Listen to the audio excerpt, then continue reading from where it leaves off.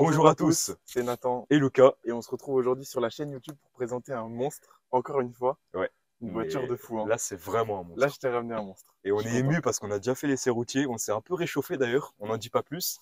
Parce que voilà, il est 7 h du matin, donc on a fait le tournage, un tournage matinal.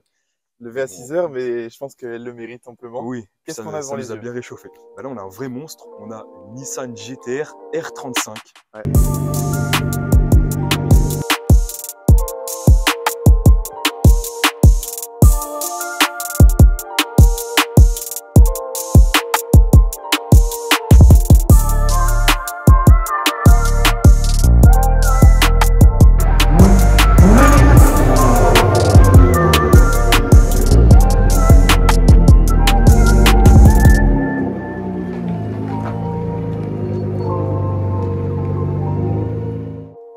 C'est un mythe de l'histoire de l'automobile, vraiment. La reine des JDM, vraiment. Vraiment, c'est... Alors, surnommée Godzilla. Et aussi la tueuse de supercar. La tueuse de supercar, quand elle est sortie... Pourquoi Godzilla, du coup? On va poser les bases, d'abord. Donc, il faut savoir qu'il y a plusieurs générations de GT-R. L'R32, l'R33, l'R34 et l'R35, juste ici sous vos yeux, sont les générations quand même les plus connues. Alors, la R32, pour ses victoires en compétition. Pour ses maintes victoires en compétition, d'où l'appellation Godzilla, parce que vraiment, c'était destructrice. Ouais. Elle a vaincu beaucoup de titres. L'R33, elle est quand même assez connue. Un peu moins que les autres, je dirais, mais quand même. L'R34, son R34. apparition dans Fast and Furious avec la Supreme K4, ça, on va pas. Et après, la R35, parce et qu'elle l'R35 défonçait énormément de supercars, voilà. Ferrari, Lamborghini. R35 apparu en 2007, directement surnommée la tueuse de supercars, parce que vraiment, en 2007, elle avait des perfs. Et surtout, elle te mettait une misère. Même actuellement, même une 2007-2008, c'est des perfs qui sont presque encore au bout du jour. Et puis, comme je vais l'expliquer, elle a évolué. Donc, sous vos yeux, on a une 2007 en phase 1. Il y a eu plusieurs phases jusque dans les années 2020 où malheureusement... 2022, du coup, voilà, la GT-R R35 a rendu l'âme. La production a cessé. Donc, les premières phases, comme on a ici, c'était 485 chevaux. Enfin, pas celle-là, parce que celle-là, elle n'est pas d'origine. Voilà. Donc, les premières phases, c'était 485 chevaux. Et au fur et à mesure des phases, ça prenait en puissance jusqu'à atteindre les dernières 570, voire 600 en Nismo. Nismo pour Nissan Motorsport, donc c'est vraiment la version extrême. La version extrême de la GT-R. Ah oui, ça fait limité, etc. Gros aileron, extraction d'air. Mais il n'y a pas besoin d'avoir beaucoup d'argent, etc. Pour acheter une GT-R entre guillemets classique. On n'est pas obligé d'avoir une Nismo. Non. En plus, ça se prépare très bien. Oui, ah oui, on le verra dans la suite de la vidéo. On le verra et on l'entendra aussi dans la vidéo. La Nismo apparue en 2013. Après, elle a eu un facelift, tout ça, en 2017 et par la suite. En fait, toutes les générations se sont améliorées avec quelques éléments esthétiques et aussi du coup au niveau des performances et de la puissance. On a la calandre qui était légèrement différente, des petites entrées d'air, les feux. Et puis voilà, comme je disais, chaque phase a pris en puissance. Donc là, c'est censé d'origine être 485 chevaux. Mais bon, vous allez comprendre par la suite que c'est censé... il y a quelques chevaux de plus. Voilà. Il y a quelques chevaux de plus. Bon, qu'est-ce qu'on peut dire sur cette voiture, précisément qui est devant nous? Au-delà du fait que c'est une phase 1, qu'est-ce qu'on peut dire de plus? Qu'est-ce qu'on peut dire? Elle a un gabarit assez imposante. Déjà, c'est une Black Edition. C'est une Black Edition parce qu'il y a plusieurs éditions qui ont été faites durant ces différentes séries. Donc là, c'est une GT-R R35 Black Edition. Donc là, on a vraiment ce monstre avec un gabarit. Il n'est pas non plus trop gros, mais il est quand même imposant sur la route. Tu as ça dans le rétro qui arrive. Juste la petite mélodie là qu'on fera écouter. Le regard incroyable. On a une signature lumineuse. Une présence, donc on a les premiers feux. À savoir que les feux, ils ont évolué au fur et à mesure des phases. Sur les dernières, il y a un Z qui est dessiné dans le phare, un éclair un peu. Un éclair. Là, il n'y est pas évidemment, c'est une voiture de 2009 du coup. Mais on voit quand même qu'elle est déjà relativement agressive. Ouais. Il n'y a pas besoin d'en faire plus pour autant. On a deux petites entrées d'air. Vous comprendrez après que... les turbos notamment qui sont en dessous. On a une calandre quand même très imposante, comme une bouche agressive. Ouais, vraiment, avec le logo GT-R, pas le logo Nissan. Non. Logo Nissan à l'arrière. Ça fait plaisir de ne pas avoir... Ouais, voilà. Très beau. Ensuite, Nathan, au niveau des jantes. Bah, là, on a des jantes qui ont été repeintes en noir. D'origine, elles sont un peu plus claires, un gris un peu plus clair. On a des freins acier. D'accord. Qui ont été modifiés ici par le propriétaire. On comprendra par la suite pourquoi. Voilà, qui sont normalement d'origine percée ici, ils sont rainurés. À savoir qu'on peut avoir des carbones céramiques sur les derniers aussi. Oui, sur les Nismo, je pense que c'est d'origine. Voilà, mais là, ça fait le taf quand même. Ça suffit amplement. On a testé là, en freinage, ça freine bien. Attention à le même.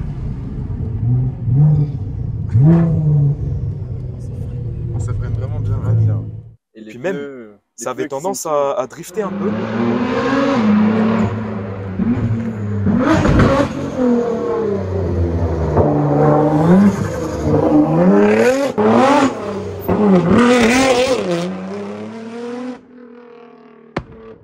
Ça peut partir. Elle peut partir.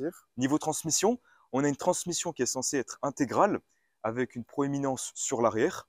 À peu près 70% de la puissance à l'arrière, 30% à l'avant. Maintenant, il y a quand même de l'électronique qui voit que quand ça part, ça peut récupérer de la puissance et du couple pour les roues avant. Voilà. Ouais. Donc, elle est quand même assez technologique, même pour une phase 1. Sur celle-ci, on a des pneus semi-slick quand même. Voilà, donc ça, c'est pas d'origine. Pas d'origine, non. Pas d'origine, les pneus semi-slick. Mais quand même important avec une certaine puissance une certaine puissance comme ça. Après. Voilà. Sur le côté assez classique, elle paraît d'origine. Le côté, ouais, il est... On a les poignées affleurantes. De toute façon, si tu regardes sur la voiture, après on l'expliquera, elle n'est pas d'origine niveau mécanique en soi, mais esthétiquement, à part les pneus semi-slick, on ne voit pas de différence par rapport à une phase 1 classique. On se retrouve à l'arrière, ta partie préférée. Vraiment ma partie préférée. Qu'est-ce que tu vois sur cette arrière qui te fait vraiment kiffer? 3 choses. 3 choses, carrément. Les 4 sorties bleutées qui s'associent parfaitement aux 4 phares ronds. Il n'y a que sur cette voiture que tu as ça. Ouais. Enfin, tu as sur les 812, mais rien à voir. Ça n'a rien à voir. De nuit, tu as vraiment le regard, enfin, tu as les 4 feux qui... Plus les 4 flammes qui sortent. C'est terrifiant. Pas d'origine, mais bon. Du coup, on a aussi un aileron. 3e chose, tu m'as devancé, Nathan. L'aileron, il n'est pas trop gros, tu vois, il n'est pas too much. Moi, si je devais acheter une GTR, je pense que je ne le changerais pas parce que je trouve qu'il est vraiment bien taillé, tu vois, c'est ni trop ni pas assez. Sans aileron, ça fait un peu vide. Et avec un gros aileron, c'est un peu trop tuning, tu vois. Donc j'aime bien. Là, et le logo Nissan à l'arrière, du coup. Qu'on ne retrouve pas à l'avant. Non. Ça, c'est important de le préciser. Voilà. Évidemment, c'était une blague, les échappants ne sont pas d'origine. Ils sont pas d'origine comme ça. On va vous mettre un petit plan là. On va faire quelques petits coups de gaz. Vas-y, je vais derrière.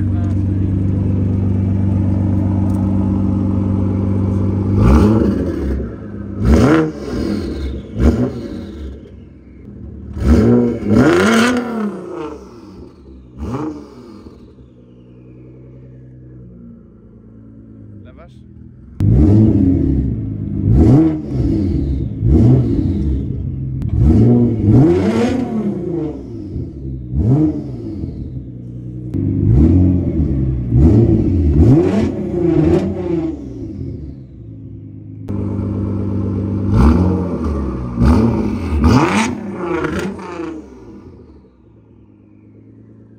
Incroyable, c'est quelque chose, franchement, pour un biturbo, c'est quelque chose qui est incroyable. Après, là, il y a une ligne en 102 mm qui va du moteur jusqu'à la fin, mais bon. Ligne full tube en titane, c'est pour ça qu'ils sont bleus. C'est pour ça que c'est bleuté. C'est vraiment les flammes qui vont vraiment faire cet aspect bleuté.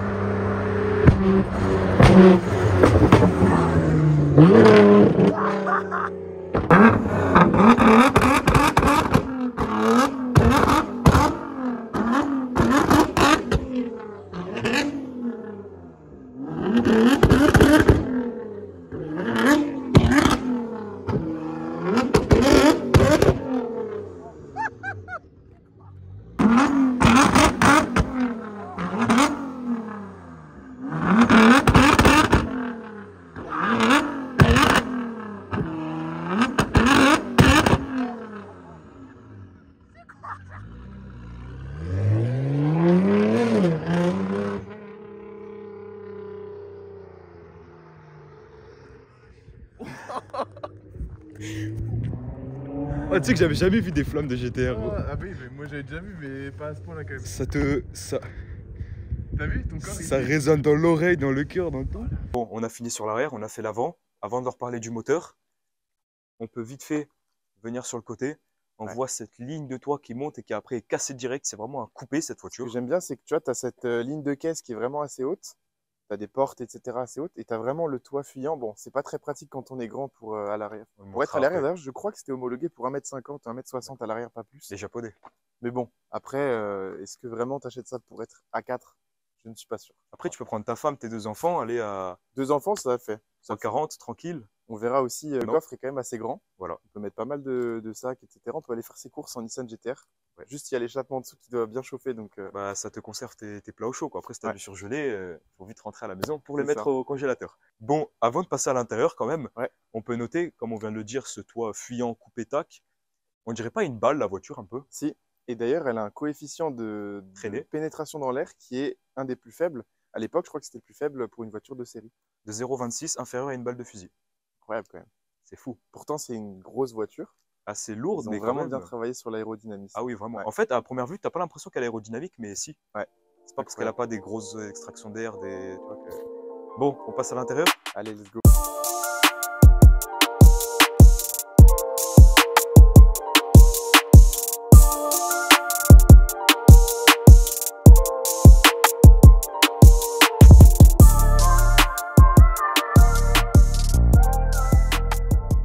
Bon, donc là, on est à l'intérieur. C'est un rêve pour moi d'être là. Ouais, je t'avais dit, moi GTR, j'ai déjà testé. Toi, C'est ma jamais. première. Là, on est vraiment bien maintenu dans les sièges. Première chose que j'ai à dire, j'ai un bon maintien dorsal. T'as vu, t'es maintenu et tu sens que c'est confortable quand même. Ouais. C'est Là, pas tu me rigide. tapes une petite pointe, bam, ma tête, elle tape là-dedans. Là. Ouais. T'as la poignée, je pense qu'elle a été designée pour se tenir vraiment. Je pense, elle n'est pas dans la seule utilité de fermer la porte, la poignée. Non, la poignée en cuir comme ça, c'est Franchement. vraiment. Bon, alors Qu'est-ce on qu'on a un qu'est-ce qu'on intérieur. a à l'intérieur? On a un intérieur qui, c'est pas de la dernière génération, la C'est dernière une voiture de phase, 2007 quand même. Voilà. Mais pour 2007, c'est carré. C'est la chose que les gens reprochent beaucoup à la GTR. C'est que jusqu'à 2022, bon, ils ont fait la dernière version qui était un peu différente à l'intérieur. Mais grosso modo, il n'y a pas eu beaucoup d'évolution. Et voilà, tu vois, tu as du plastique.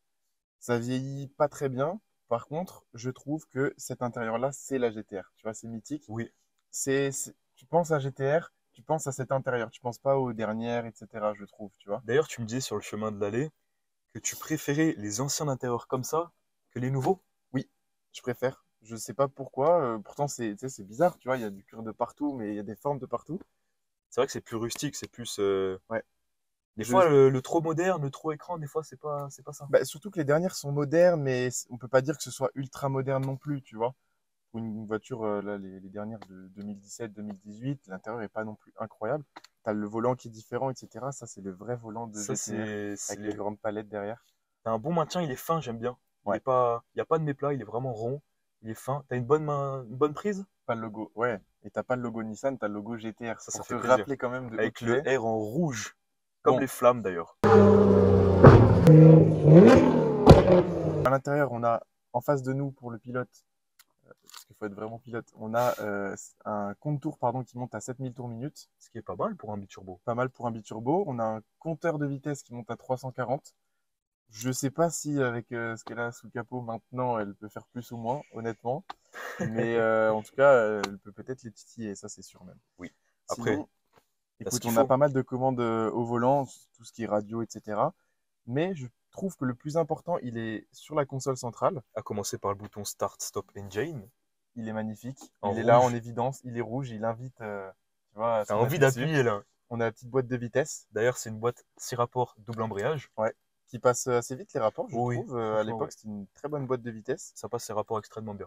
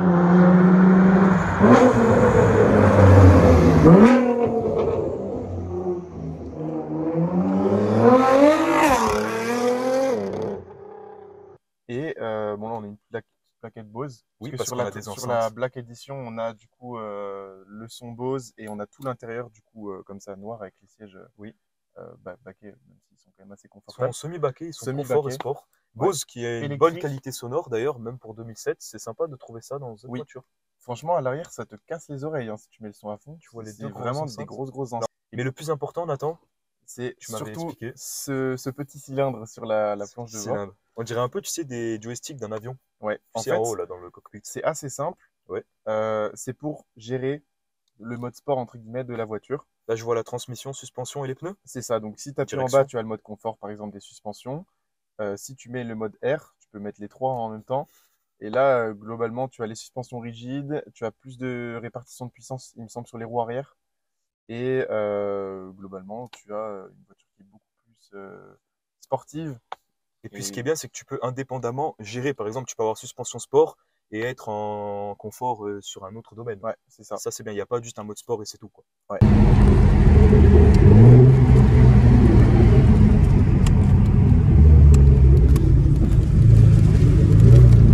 Là, il y a tout en mode R.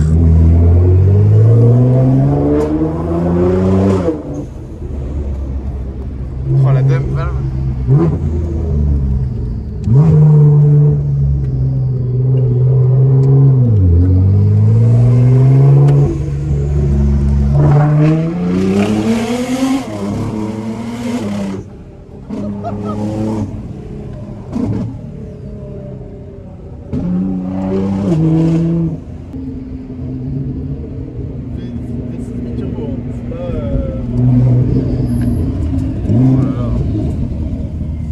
En fait, tu essaies cette voiture, tu veux en acheter une. Je pense que c'est obligé. Voilà. On Sinon, a ce après, petit écran qui fait le taf quand même. Les 4 bouches d'aération, un intérieur quand même en l'écran, cuir. l'écran, on vous mettra un plan qui a énormément Oui. comment dire, De commandes, d'informations pour le pilote. d'informations. Température. Il y a la Bah, vitesse, toutes les température, tour températures, quoi. minute, il y a vraiment tout. Je crois même que tu as une section avec tes performances sur circuit, etc. Enfin, c'est vraiment très C'est détaillé. bien pour une caisse Pour de une, 2007, vraiment. Bah, c'est une voiture un peu de circuit, même si c'est. Oui. Bah, plein de voitures de maintenant n'ont pas autant d'options. Oui. Donc là, le conducteur, c'est vraiment centré sur le conducteur, hein. Le conducteur, ou plutôt devrais-je dire le pilote, surtout avec une telle puissance, Ouais, tu vois, les il a écrans sont un vraiment peu tout. dirigés. Il a Voilà. vraiment tout pour lui. Mais je trouve qu'en passager, t'as quand même de la place. À Là, le l'avant, siège n'est pas reculé à fond. non. Tu fais 1m85, il y a quand même moi je fais 1m90, il y a de Oui. la place. Par contre, derrière, Bah toi, tu as une référence pour tester les voitures à l'arrière. on vous met un plan, parce que déjà, on peut montrer maintenant un plan des places arrière, et surtout un plan où je sors de la voiture. Oui. C'est compliqué, c'est pas fait pour. On a connu mieux, mais on a connu pire aussi quand même. Ça peut dépanner, disons. Ça fait le taf quand même. Ça fait le taf. Mais vu que tu as une référence, tu n'irais pas t'asseoir aux places arrière? Tu sais, Allez. entre les deux enceintes Bose. Allez, je vais m'asseoir C'est derrière. parti. Bah alors, Nathan? Bah. T'es confortable? Ouais, ça se voit, non? Oui. Bon, en vrai, au niveau des jambes, ça va. Oui. Juste faut pas que la personne devant fasse 1m90. Toi, ton cou, il est en mode girafe, Mon là. cou, ça va un peu moins. Je vais aller chez l'ostéo à la Ouais. fin de l'essai. Parce que là, on a pris quoi? 10-15 minutes à monter de façon dynamique. Mhm. J'étais vraiment comme ça, en fait. Je me tenais au siège.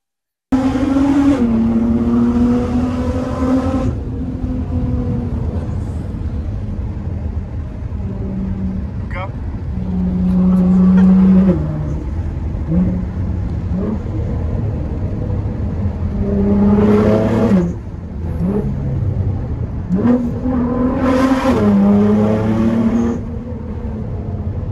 Incroyable ce son.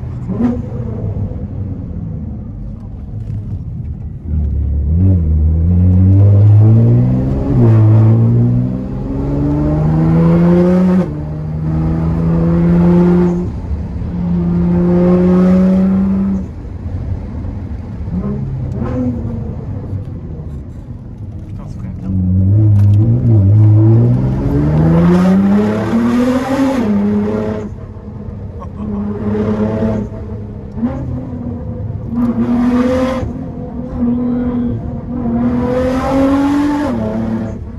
Oh la tenue de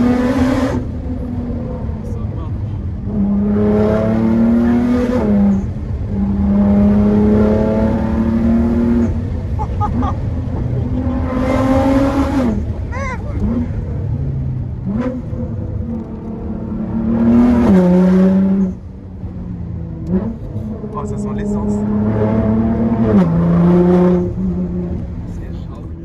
Donc si vous faites plus d'1m60, 65, je pense que c'est compliqué.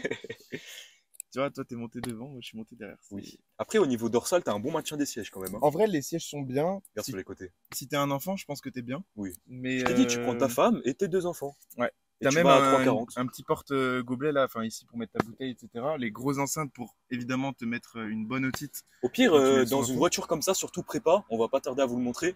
Pourquoi mettre de la musique quand tu as déjà le V6 biturbo qui hurle? Vu les vibrations qui passent vraiment en dessous Ouais. là, je ne pense pas que la radio serve à quelque chose. Surtout la ligne titane avec les 4 sorties spécifiques à cette voiture. Ouais. Qui franchement, il y a une mélodie enchanteresse sur cette voiture.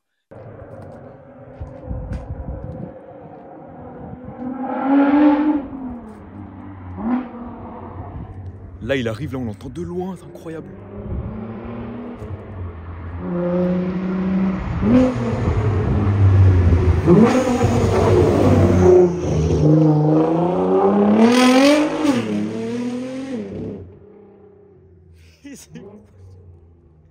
Oh, le son, frère. Oh, mais c'est pas catholique, ça. J'en ai vu des GTR mais bruyantes comme ça, je sais pas. T'es... Où t'as vu? Où t'as Écoute, vu? écoute, il roule tranquille, je l'entends encore. Je suis pas très à l'aise dans cette voiture. Je peux pas rester. Allez, viens. On vous montre le moteur, les amis. Allez, Je pense que c'est la partie qui vous intéresse le plus. c'est parti. Let's go. Alors, prends tout ton temps, Nathan. Hein. J'ai tout ton temps. Ça va? Tu veux une petite séance d'ostéo avant de continuer la petite vidéo? Ah, c'est horrible.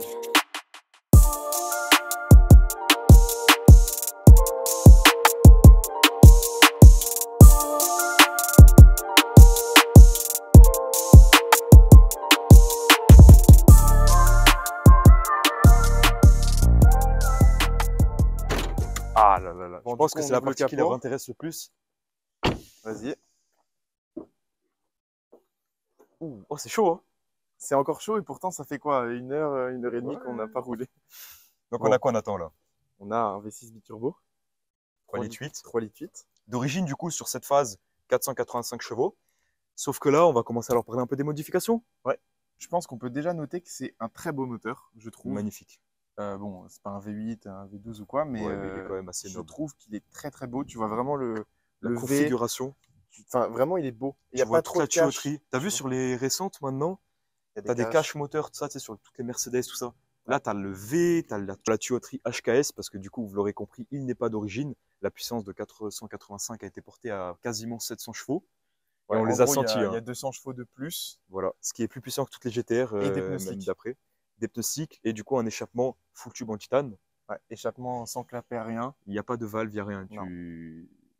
Alors, C'est- tu savais c'est que le l'enfer. moteur, il est assemblé, tous les moteurs de GTR, Nismo comme pas Nismo, sont assemblés par seulement 4 personnes Oui, il y a 4 personnes qui ont le droit, entre guillemets, d'assembler. d'assembler les Mais moteurs. il y a une seule personne qui fait un moteur. Il n'y Voilà. a pas plusieurs personnes, ce qui fait que s'il y a un problème sur votre moteur, bah, vous allez chez Nissan et puis bah, il y en a un qui sera peut-être viré. Voilà, c'est voilà. ça. On les appelle les maîtres Takumi, Ouais. d'ailleurs, des maîtres artisans qui doivent avoir plus de 10 ans d'expérience pour pouvoir pratiquer. Vu comment ils travaillent, je pense qu'il y a rarement quelqu'un qui a été chez Nissan directement. Voilà.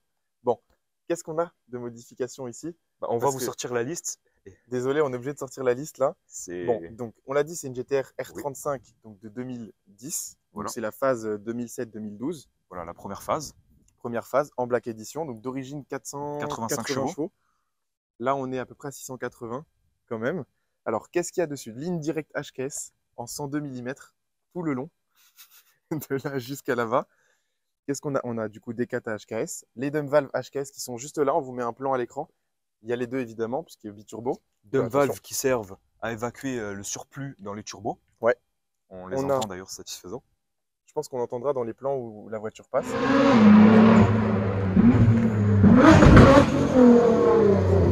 On a donc filtre air HKS, je pense que c'est la base. HKS, une très bonne marque, bien réputée d'ailleurs sur toutes les JDM, hein, GT86, Supra, GTR.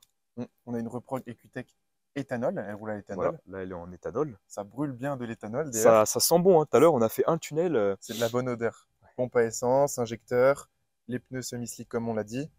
Boîte de vitesse renforcée aussi, parce que c'est un peu le problème des Nissan GTR. Les boîtes de vitesse, dès que tu prépares un launch control ou quoi que ce soit, ça peut vite casser Ouais, les boîte fond.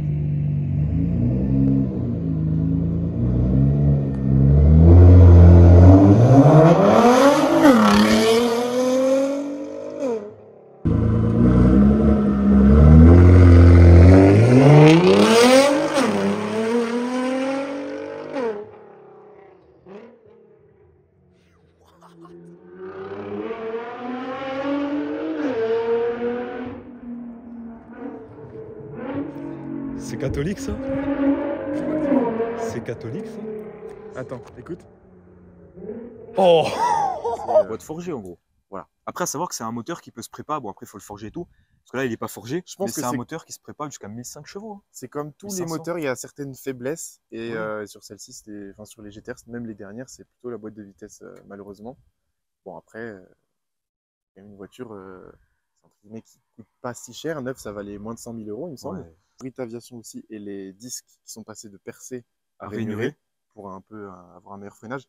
On Les a un bon Durit mordant. Avia, en gros, c'est pour que le liquide de frein chauffe moins, donc D'accord. qu'il soit plus performant sur la durée. Voilà, après on a du coup les filtres air qui sont normalement dans la baie moteur qui ont été transférés ici pour des raisons logiques de tube HKS. Là, on a qui les prennent grosses beaucoup de tuyauteries place. là. Et sinon, voilà, la voiture a été préparée chez GL Racing à Paris. GL Racing, quand même assez connu Ils pour sont les connus, GTR. ouais. Tu vas dans leur garage, il y a 40 GTR. 4-5 GTR sur le pont, tu sais. Donc voilà, les vérins de capot aussi. Puisque Ouais. normalement, c'est juste une tige comme la Clio de ta mamie. Voilà, Oui. à l'époque. Voilà. Je pense que même sur les dernières GTR, ils ont laissé la tige. Là, Vraiment il y a sympa. des vérins. En carbone d'ailleurs. Et puis voilà. Bah, ça fait le taf déjà. Que dire de plus? 881 Nm Un couple camionnesque. pour finir. Pour finir. Mais bon, je pense que le mieux, c'est de leur montrer maintenant ce que ça donne de l'intérieur Oui, et de vraiment, l'extérieur aussi. Moi, j'adore cette voiture. Déjà, c'est une voiture mythique qui a fait ses preuves. C'est une voiture qui a un look atypique. C'est pas comme les Audi qui, vulgairement, elles se ressemblent toutes. Quelle voiture ressemble à cette GTR R35? Donc, on a un design atypique, on a une grande culture, une grande histoire, une grande émotion, un moteur lui aussi Incroyable. émotionnel. Mais après, comme beaucoup de voitures japonaises, je trouve qu'il y a vraiment l'esprit japonais où vraiment ça Oui. se différencie de tout le reste Oui. du marché. Vraiment. Et accessoirement, on ne fait plus des voitures comme ça, soit en Europe ou voilà, ailleurs. Et accessoirement, on n'en croise pas, surtout sur Monaco, on n'en croise pas souvent. Bah, à Monaco, il doit y en avoir une seule. Genre, Voilà. je vois ça, je suis plus surpris que de voir une Chiron, qu'on se le dise. Bah, franchement, c'est pas le même prix évidemment. Non, mais même, là, je vois ça, j'ai plus d'émotion, je ressens plus un truc que de voir une Chiron. Je suis bien d'accord. Déjà Ouais. parce que c'est plus rare, et parce que je trouve qu'il y a plus un truc, tu vois, il y a quelque chose. Même dans un RS3, il n'y a pas ça. Tu vois, je te prends les RS3 parce que j'aime beaucoup les RS3, mais les RS3, c'est beau, mais il n'y a pas ça. Là, il y a quelque chose. Oui. Tu vois? Mais tu sens qu'il y a une histoire derrière, quoi. Voilà. Bon, je pense qu'on va faire la conclusion ici, mais vous allez avoir des plans sympas, dynamiques. Ben là, dans la vidéo, on leur met des flammes. Alors tout. là, nous, il fait un peu plus chaud maintenant, mais tout à l'heure, on avait froid. Du coup, on s'est réchauffé avec ce qui sortait de l'échappement. On aurait pu mettre du maïs, ça aurait fait des on vous pop. met- Après, ils sentent peut-être un peu l'éthanol, quoi. Bon, c'est Bon, bon c'est pour pas la grave. santé, non? Ouais. Bon, du coup, les amis, c'est la fin de la vidéo. Déjà? On va descendre tranquillement, ou peut-être pas tranquillement, Non. sur Monaco. On vous souhaite évidemment une excellente journée. Merci beaucoup d'avoir regardé la vidéo. Et Je suis puis, ému quand même. Hein. on vous met les Instagram, etc. comme Moteur d'habitude. ouvert. Également, on vous met le Instagram du propriétaire. Bien évidemment. Donc, on vous met dans la description. Donc, allez regarder. Un grand merci à lui de nous plus avoir de- accordé son temps et sa conduite. Ça conduit Ça dynamique, conduit. plus de flammes sur son Instagram. Du coup, voilà, je pense que c'est la fin de la vidéo. Tu vois l'avant là avec les entrées d'air. Bon, allez, on va parler ça après. Ciao, les amis.